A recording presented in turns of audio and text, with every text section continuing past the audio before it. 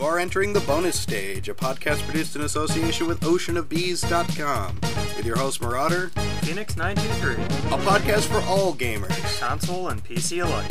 Welcome to Bonus Stage. Hello and welcome to Bonus Stage, the podcast produced in association with oceanofbees.com. As always, I am your host Marauder. And I'm Phoenix923. And this is episode 7.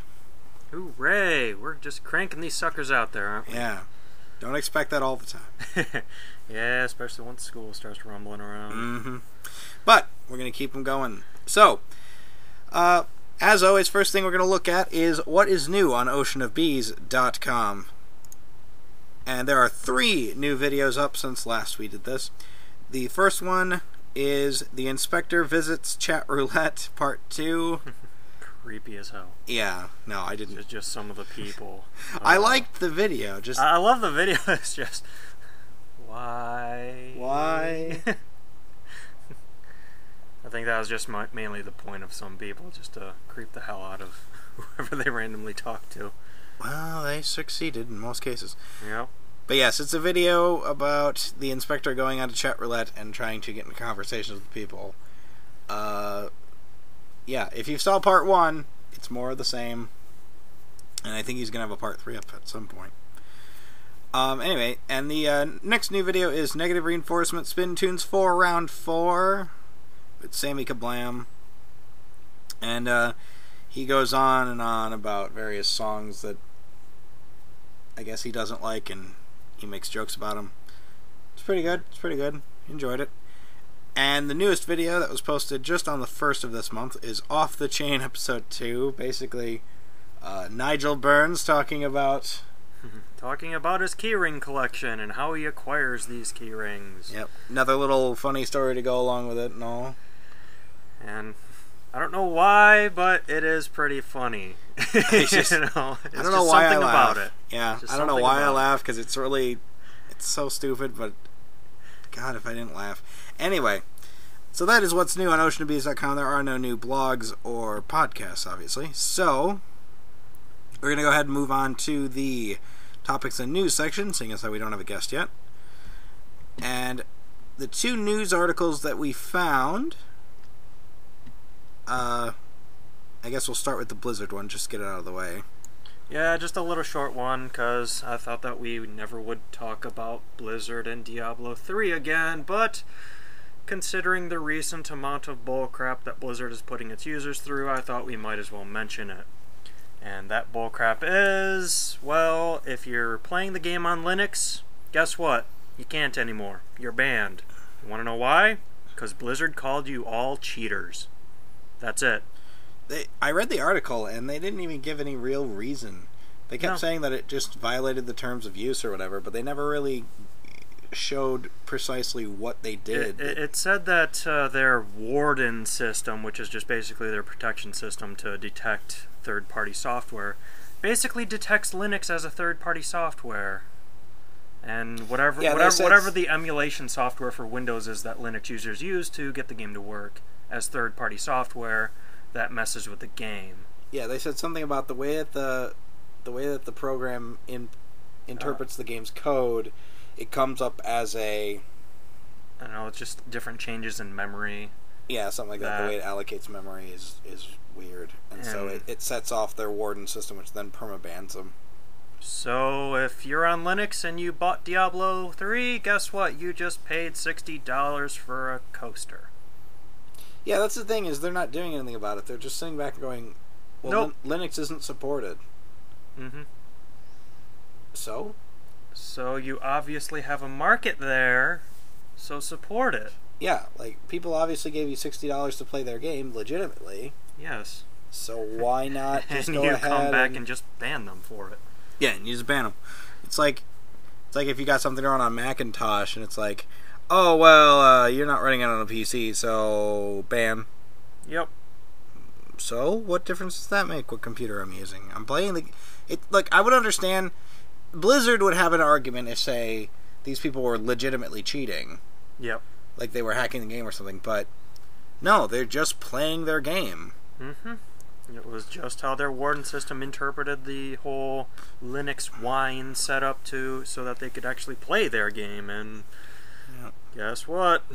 Too bad. Well, just shows more how Blizzard is, I think, really losing a lot of favor with their consumers. No, they lost favor with me a while ago. Oh no, I stopped caring after StarCraft 2 came out 1/3 complete. Yeah. With me it was World of Warcraft. Was it? Yeah. I wasn't against them for that. I'm not really against them for that. It's just the fact that, you know, you're making a lot of money at this. There's no doubt at that. But considering how long it's been out and, you know, how many players you still have on it, and I do know that they did change this fact to where I can play it for free up to level 20, I think. But, you know, why not just kind of let it go off and be its own thing? I know that you still have to pay for server costs and things like that, which is fine. But, you know, just kind of incorporate a bit of that free-to-play type thing with microtransactions. Yeah.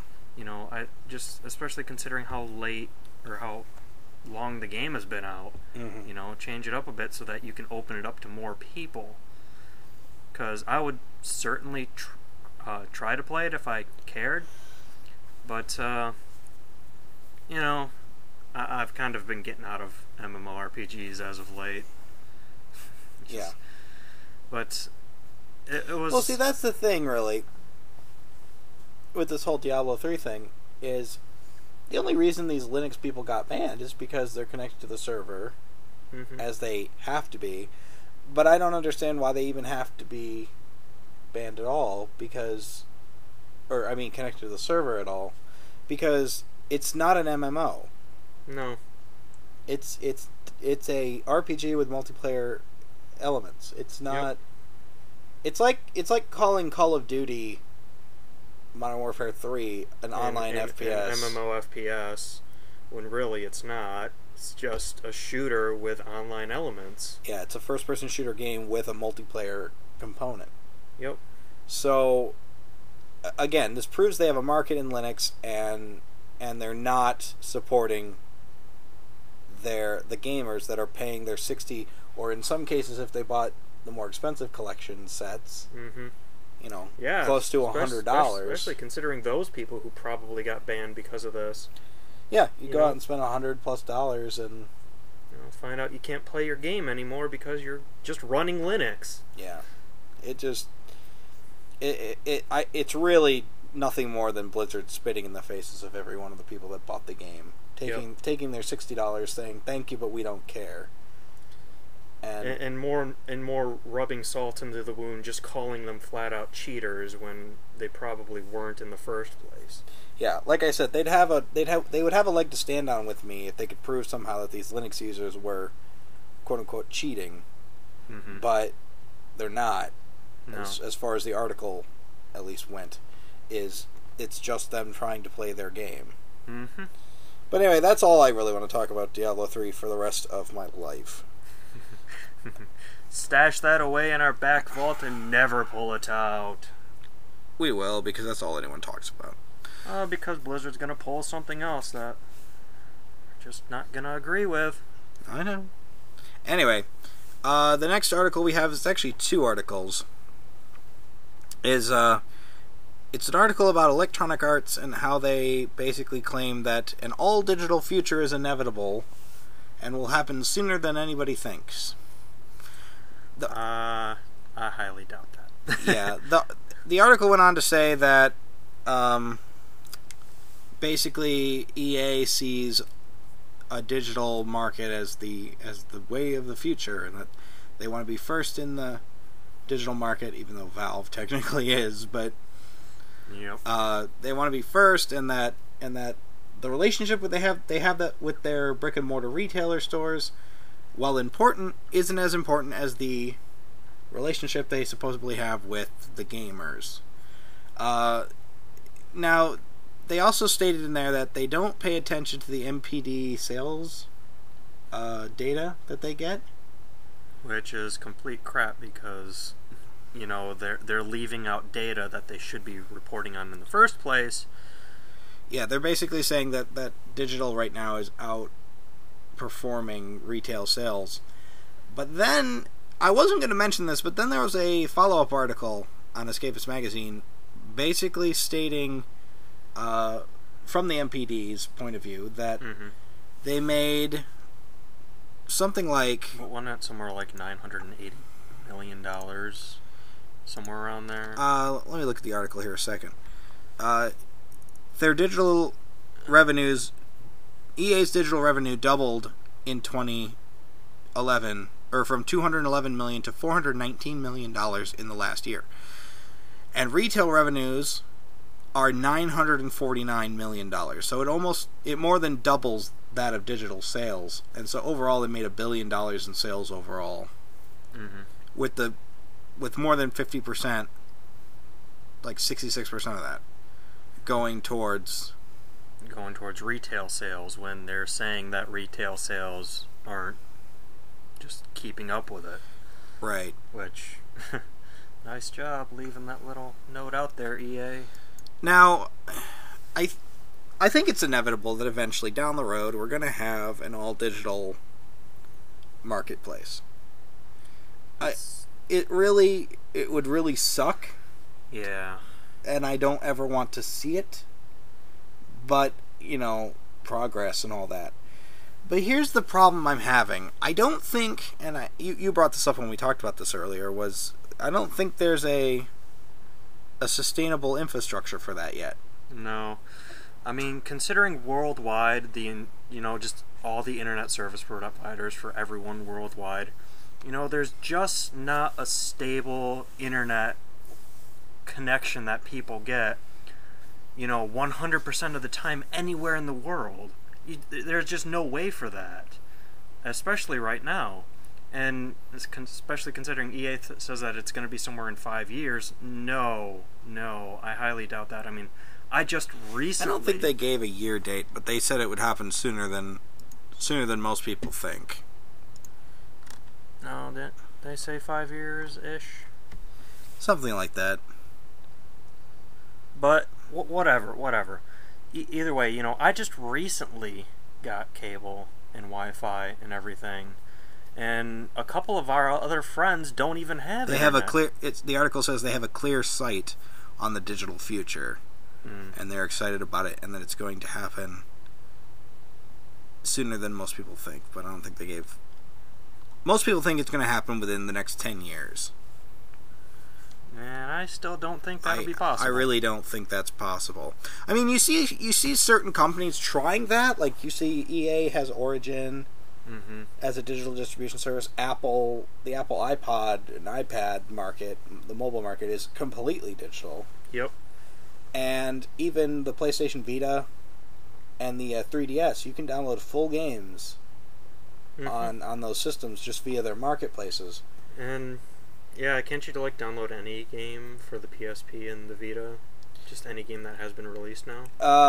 Yeah, if you were on a PSP or a PSP Go, you could get all the PSP games downloaded automatically. If you're on the Vita, certain PSP games can't be downloaded for one reason or another.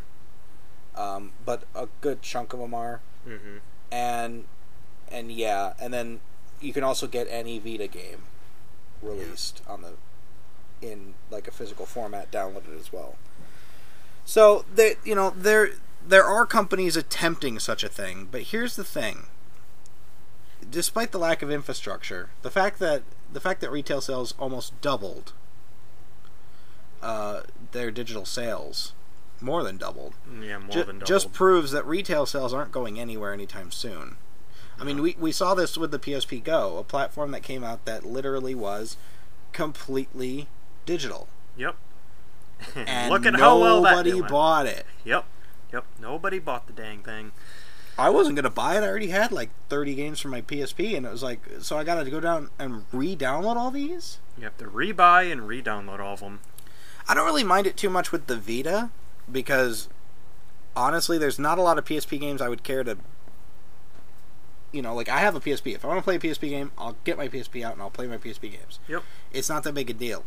Having them digitally available, though, there are a couple on there that are just digital that I really want to try, that now that I have a Vita and I have a big enough memory card and all that, I really, want to try, like Xseed released Corpse Party. Yep. which looks really, really fun, and I really want to try it, and it's only available digitally. So that's different. I'm not saying digital is bad. I mean, Steam has proved that digital can be amazing, but here's the problem. If retail is taken out of the loop entirely, digital sales are never going to go on sale. Mm-hmm. You're never going to see... There's only really 3 competitors in the digital space right now, in terms of pure gaming service. I'm not including Apple in this because they're mobile. But within the realm of pure gaming services, there's Steam from Valve, Origin from Electronic Arts, and then there's Amazon. Mm-hmm. And GameStop to a point, I guess. But Amazon really just sells Steam codes and right, but really they just Origin sell the codes. They just sell the codes, but I mean they can still put stuff on sale. Yeah. And have their own little pricing structure. So, you know, with only 2 main competitors, let's say Origin and Steam, you're not going to see a lot of sales. As a matter of fact, EA right now with Origin is charging pretty much the same amount of money for their stuff on their Origin service to download than you would if you went to the store and bought it. Yep, they're still charging $60 for their high-end AAA titles when supposedly digital distribution is cheaper. So why aren't I seeing that as an end user then? Yeah, the companies are claiming that it's going to be cheaper and everything, but the prices. Here's the thing: it might be cheaper to distribute it. Yep. Because you won't have to press discs, you won't have to ship them out and put them on store shelves, but you're still going to have to make AAA titles with the same budgets you're making now. Mm-hmm. So it's still going to cost you a lot of money to make a game, and you're going to keep it at that $60 price point because you can, because that's the established price point. If retail just disappeared right now and everybody released stuff digitally at $60, it's going to stay like that. It's going to stay that way for years. And you know, you see that right now with EA's Origin. Like I said, the prices on their digital stuff are the same. The PS Vita, their games, if you were to get like a Vita game, are only $5 cheaper than to go buy a physical card. Yep. So there's, you know, I'm not saying there won't be sales, but you're not going to see them near as frequently. Now, I know in a retail space, if you see a game out, you wait 2 weeks, that's going to drop $20. Mm-hmm.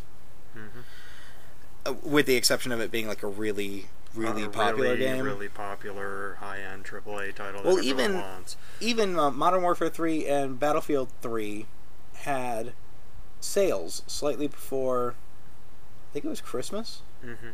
Slightly before Christmas, they were $39.99 at most retailers. They were $20 off because the retailer knew that by lowering the price of those 2 games, which were the big hit Christmas titles, they can get people in the door. Yep. You know, like I said, I know that digital's going to be here anytime soon, or it's not going to be here anytime soon, but honestly, I'd hate to see it at all.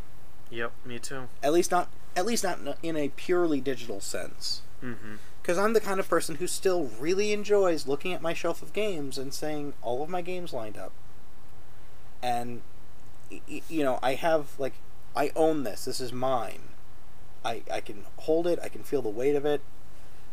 You know, you go out, you buy cartridges for various older systems. You pop them in. It's just there's a lot of value there, like intrinsic sentimental value, to putting a disc in a tray, to putting a cartridge in a slot, to playing the game.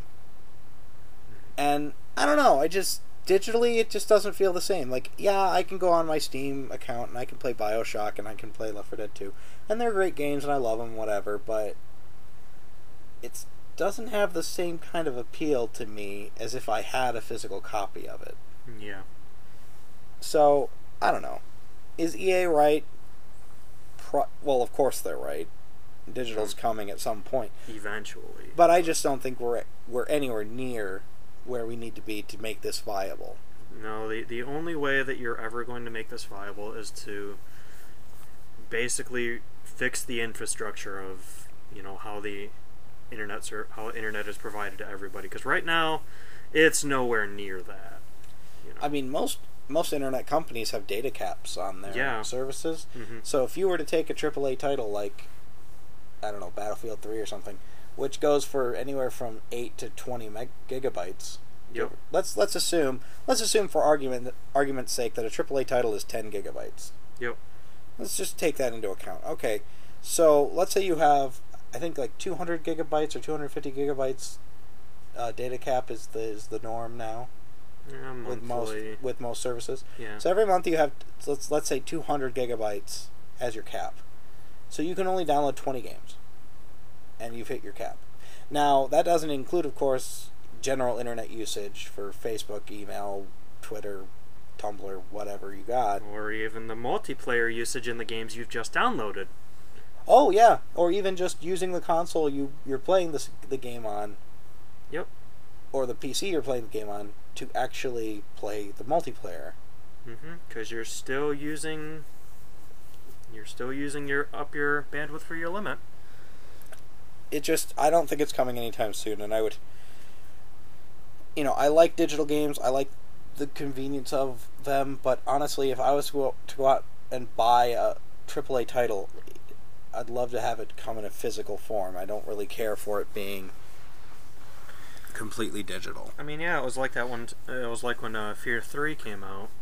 That I mean, I swear to God, like Steam had like 3 sales on it where it was like 25, 30, 40% off, and I'm like, no, I need a physical copy of this game because I have physical copies of the other 2. So I must get a physical copy of this. And then I just waited till it was around $40, and I'm like, yeah, that's about right. Yeah, that's what I told you because I bought it day one, and I was like, nah, I'd wait. But it's just the feeling of knowing, I have it in my hand and I can, physically touch it. That it just feels good for some reason. You ever watch those YouTube videos where like people have, whenever somebody's talking about games, they usually have behind them like a shelf full of stuff. Yeah. And imagine if that was all digital. Mm-hmm. They would literally have like a shelf of like little external hard drives. Yep. Like, there's something to be said for having a physical copy of something. Just the ease of use of it. Put it in the system, it works. Yep. End of story. Same thing with movies, but it's less important with movies to me. Well, it was like what you brought up before we even started this podcast, like how the people offering you the digital services could up and say, oh, we're not supporting this game anymore, so you can't play it anymore. Yeah. Things like that.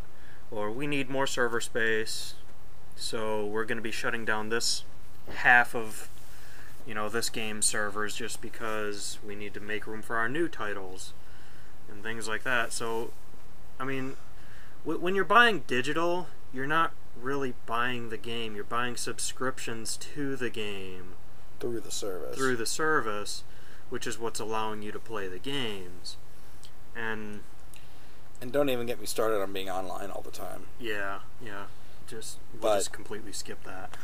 But still, but yeah, you're at the complete mercy of whoever's running that service, and you don't really get a say in it, which sucks. That's why. Yeah, like think back to when you bought a game on the Super Nintendo or something. Like that was your game. Yep. Your cart, and if something happened to it, that was your fault. Yep. If it got damaged or broke, that was your fault. Mm-hmm. Now, digitally, nothing's going to damage it because it's going to be up in the cloud somewhere, but that doesn't say that somebody can't go, oh, well, we're not supporting BioShock anymore. Or Left 4 Dead 2, we're not supporting that anymore. You can't play that anymore. The servers are shut off. Mm-hmm. They just did that with the original Xbox servers years ago. Yep. Where the original Xbox Live was shut off. But that I don't mind so much because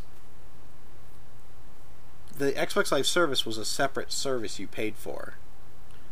Mm-hmm. Like when you bought a game on the Xbox, it was a game. There was something there. You could still play it. Yep. And the LAN still works and all that stuff. As long as you have a console and the game, you can play it. Yep.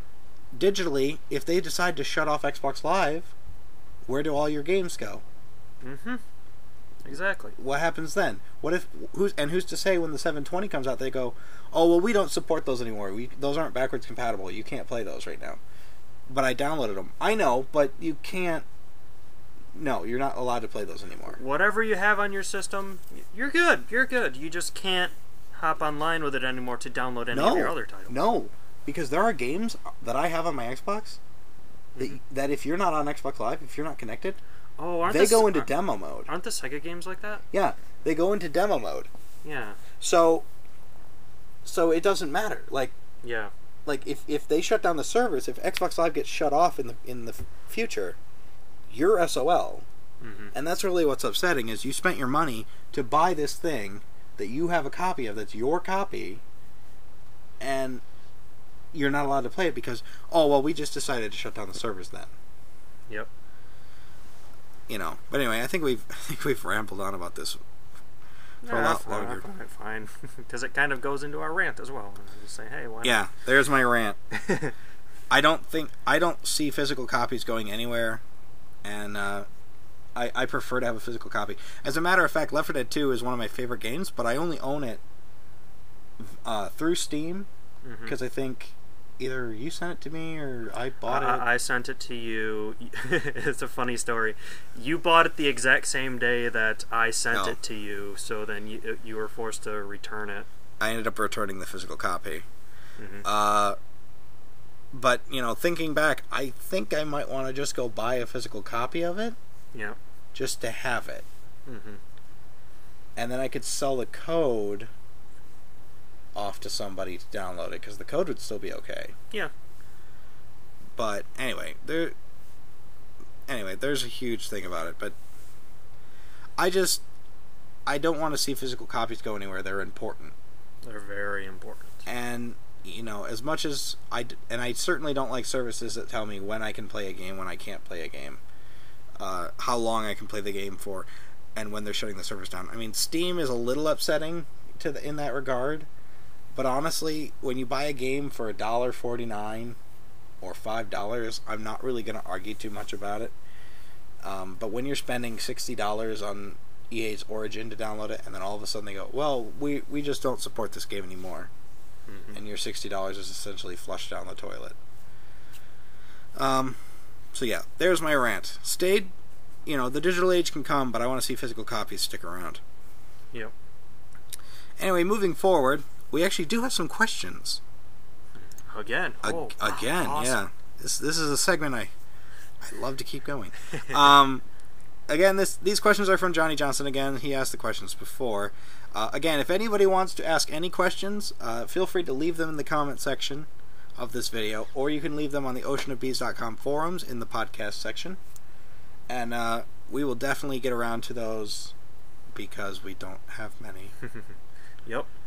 You'll have a high chance of getting your questions answered because not many people do. Yep. But on to the questions that Johnny Johnson asked. He has 2 of them. And first question is, what is your favorite video game genre and why?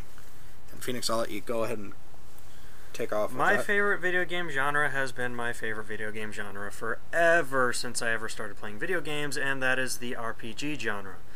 The only reason why I love the RPG genre is I love to explore the worlds in those games. There's just something about the exploration aspect that I just enjoy.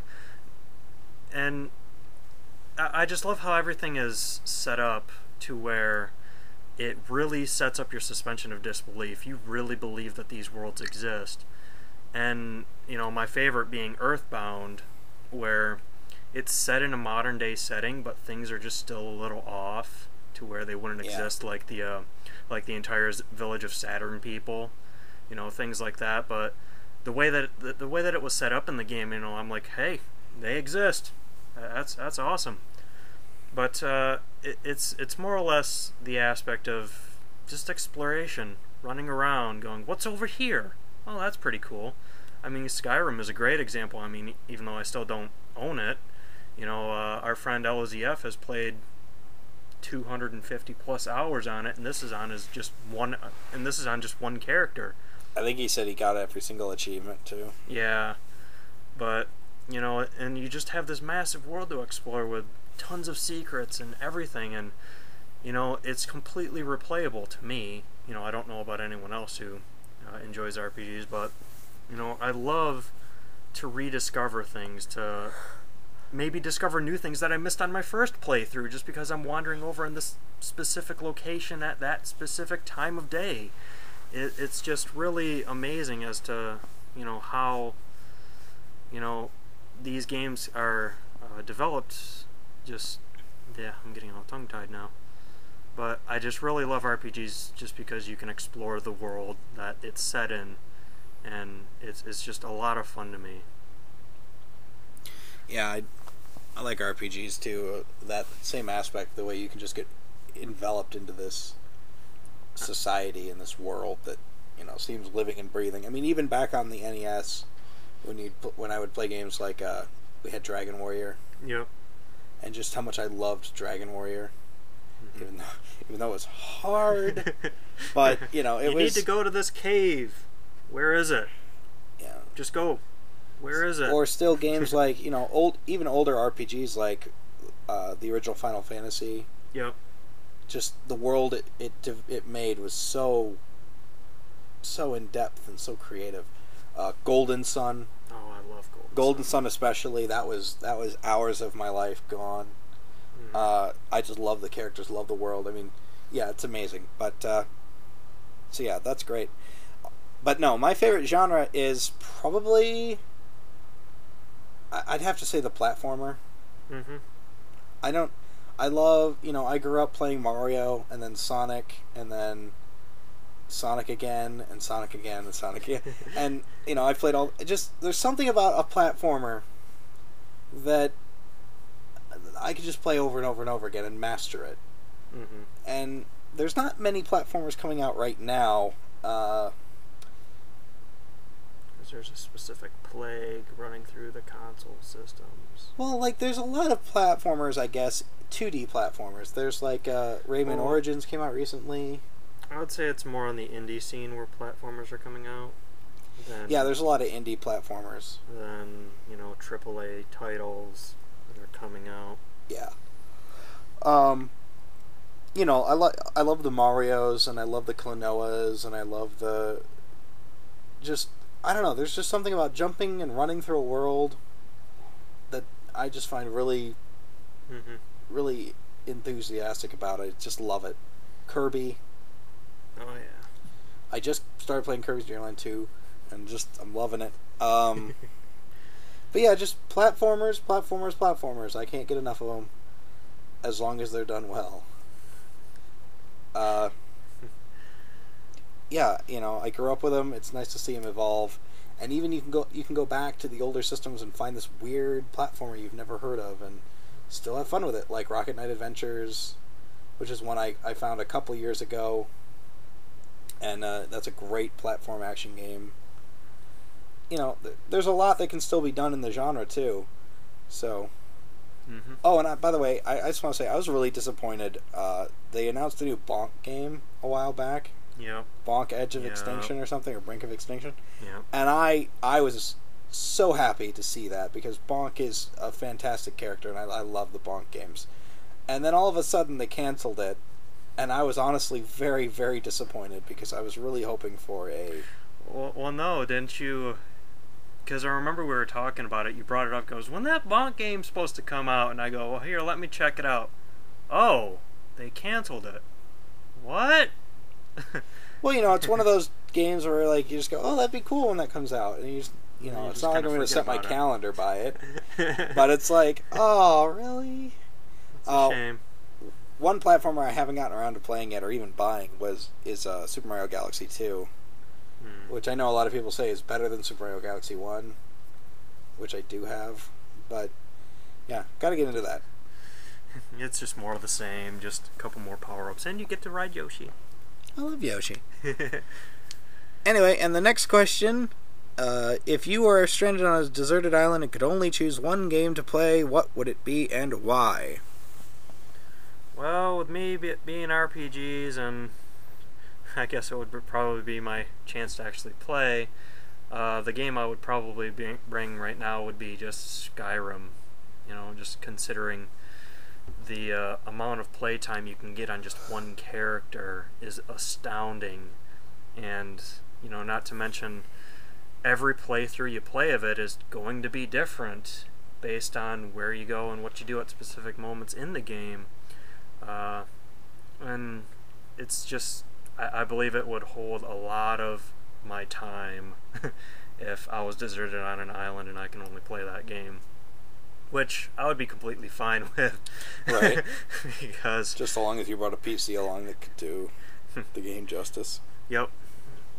But that's what I believe I'd like to play through. If that was the only one I could bring.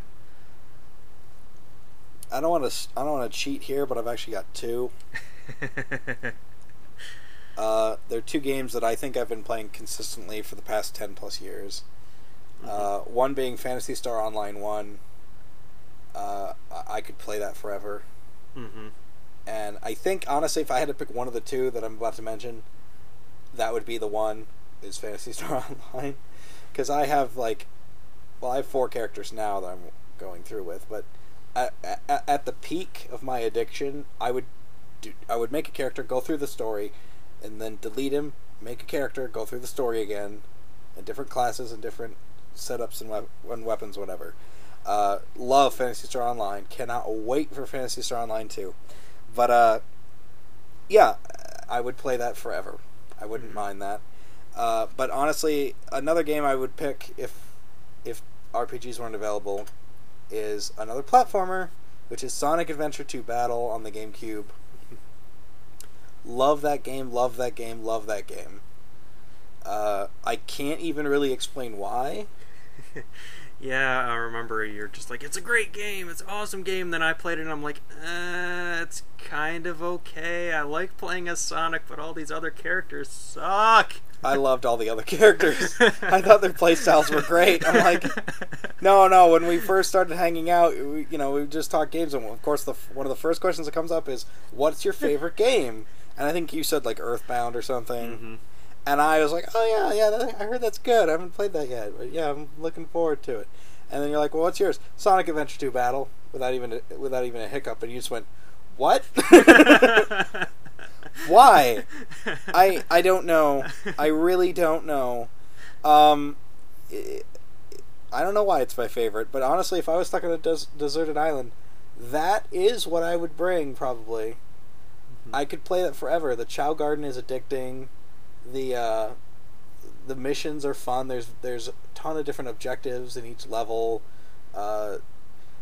It has its problems. I mean, it's a little glitchy, and the controls are floaty in places, and it's far from perfect, and it is a bit frustrating to play, but I love it. I love it. I love it. I don't know. I think it was just the timing of it. I grew up with a Genesis, and then I never even heard of the Saturn at all. I completely skipped the Sega Saturn. I skipped the Sega Dreamcast at the time when it came out because I didn't care, and because I was a huge Nintendo fanboy. And when the GameCube came out, one of the first games they showed off on a commercial was Sonic Adventure 2 Battle, and I still remember the commercial where they had the two little hedgehogs, and one was spray painted blue, the other one was black, and it goes, "Now you're two evil hedgehogs, go!" And I'm like, that game, and I just blew my mind because I was still playing my Genesis at the time.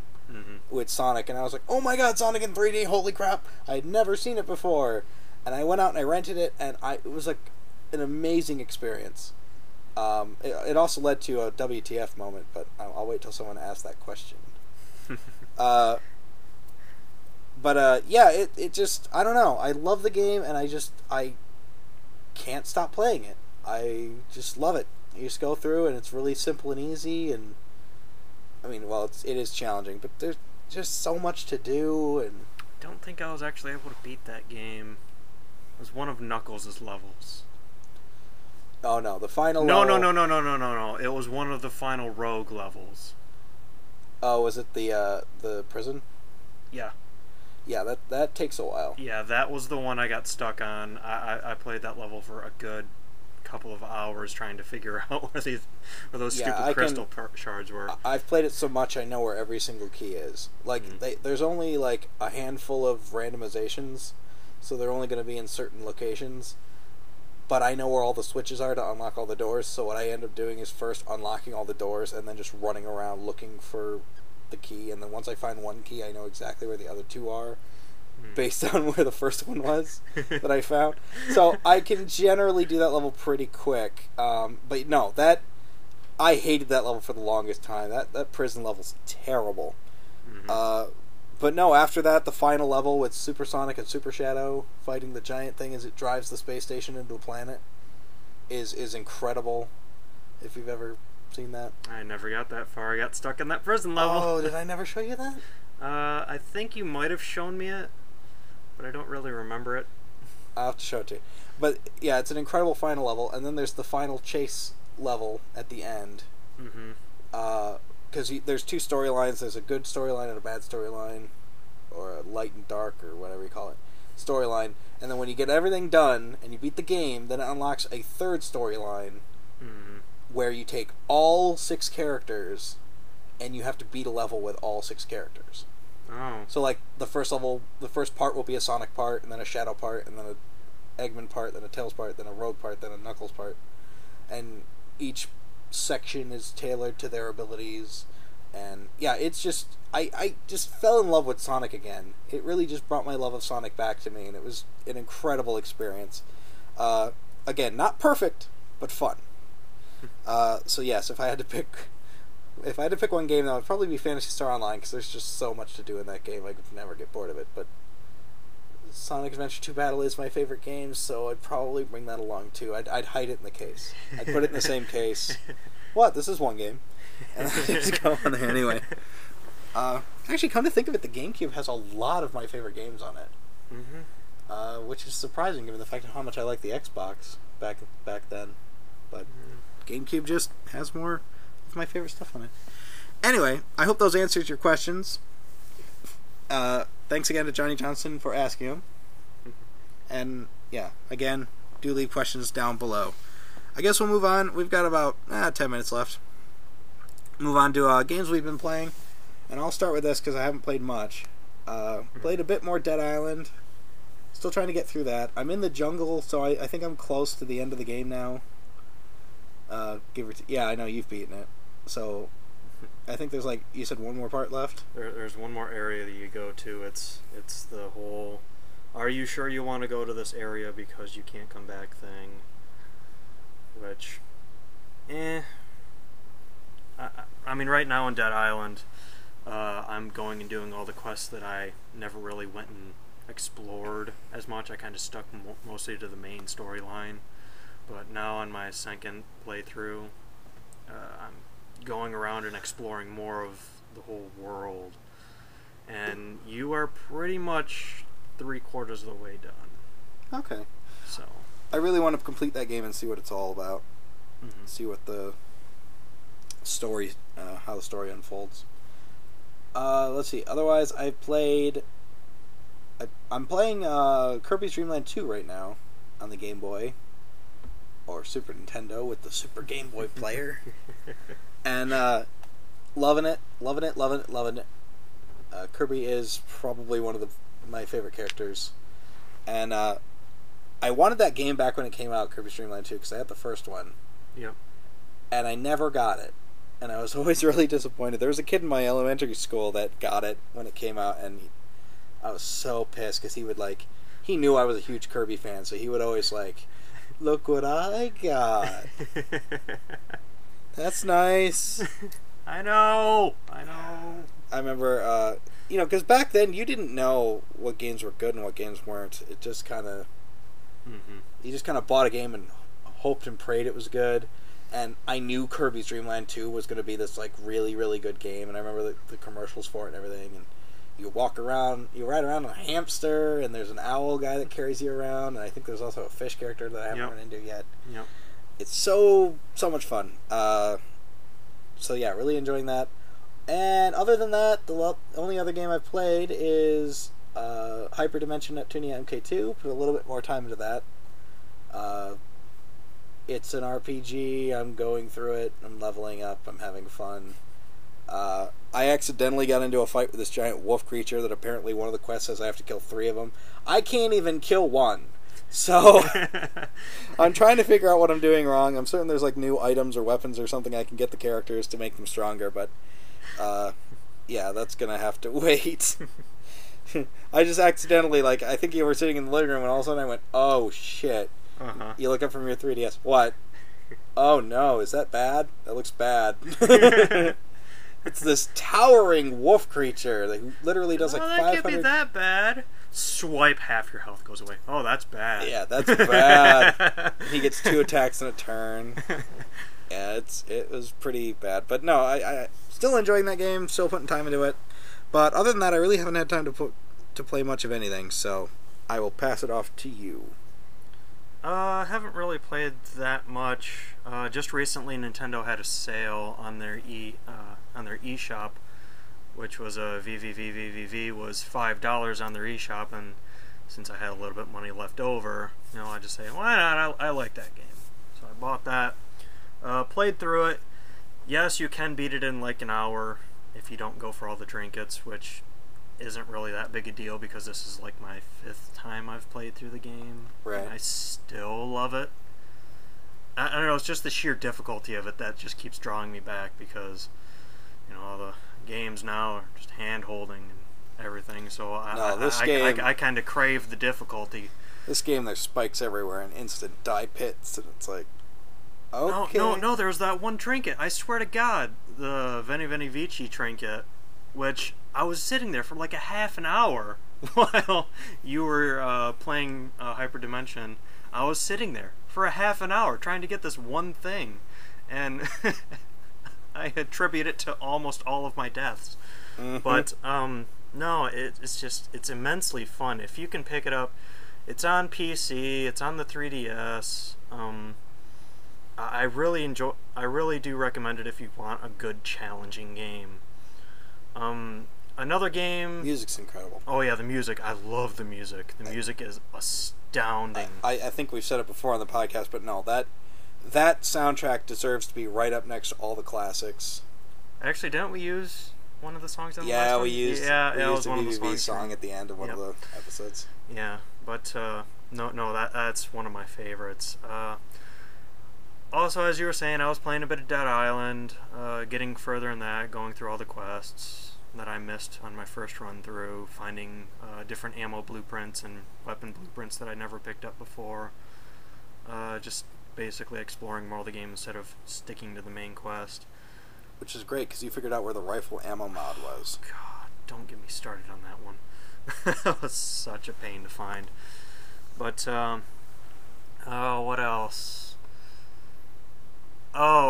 Since my brother finally stopped playing Super Mario 3D Land for the 3DS, I finally got into that. Played through the first world.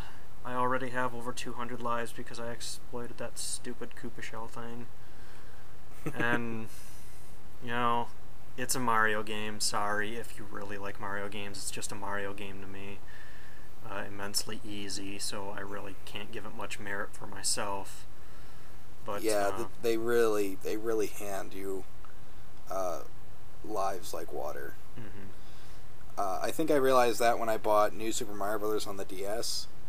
And I bought it. It was like $35, $40, whatever it was. I bought it. I brought it home, and I sat down and I beat it. Yep. And I was like, "Is that it? Is it done?" And yeah, there's little areas you can find and little extra things you can do, but it's like I was kind of hoping this would be better. I mean, it's a good game and all, but by the end of it, I had like 100 lives, and I'm like. You were lucky to get at least like 5 in the older ones. Yeah, like if you had more than 5 lives, you were doing well. Like the older Mario games are just more difficult, and these ones just hold your hand a lot more. Not to say they're bad games; they're fine games. I like them. They're fine games. It's just it's missing the difficulty. Or we're just getting better at them, but I doubt it. No. I really doubt it. No. I think that's pretty much it. What I've been playing so far. Yeah. on and off, I've been kind of like trying to replay Earthbound. It's just all these other games just kind of get in my way, which I don't mind. I've already beat it like 3 times. I'm fine with that. Yeah, right. Cool.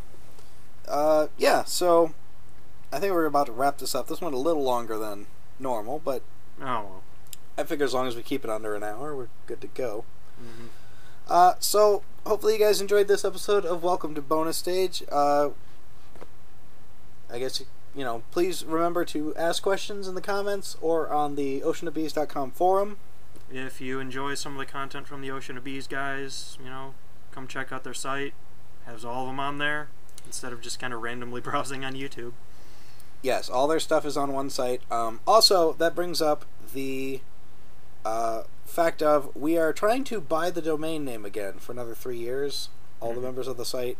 So if anybody enjoys this podcast or any of the content from oceanofbees.com, please think about donating as much or as little as you can. There's a donate button on the site, and that money is going to go straight to buying the website again for, I think, another 3 years, they said, if we can get that much money together. So if you want to support the site, we do appreciate it. Again, you don't have to, but you know, if you have like an extra 50 cents you can throw in the till, that would be very much appreciated. Anyway, and yep, as always, I hope you enjoyed this episode of Welcome to Bonus Stage. As always, I'm your host, Marauder. I'm Phoenix923. And we'll see you guys on